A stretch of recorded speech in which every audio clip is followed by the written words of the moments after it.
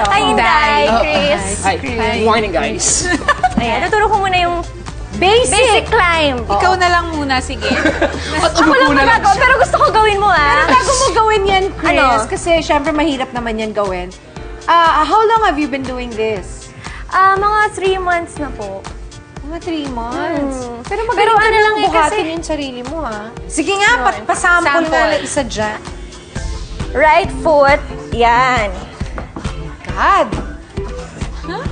So, ganyan lang siya. Yan ang basic. Ngayon, kung basic trick naman, meron tayong tinatawag na hood ornament. So, ito ang hood ornament. Ganun. Ayun. Alam mo, pwedeng-pwede kita isali sa... Tapos meron namang Sa Bulacan, madaming ganyan. rainbow. Ano yan? Rainbow. Rainbow. Char! Rainbow. Ang gara. Ano ba? Ay!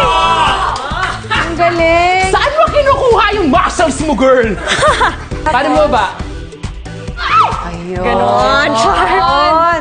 Ito ay hindi lamang ginagamit for recreational purposes.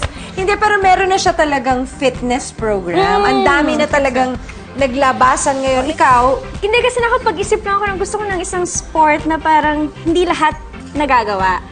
Like dito kasi sa atin, like yung mga galing natin, sina Ira Bermudez, sina Shara Soto. Tapos, sino pa yung iba? Yung parang ganon. So, parang gusto ko siya ma-master na at least may iba akong ginagawa. Kasi yung ibang artists, like, they're into boxing, Muay Thai, ganyan. So, ito yung napili ko na talagang gusto ko makilala rin ako dito.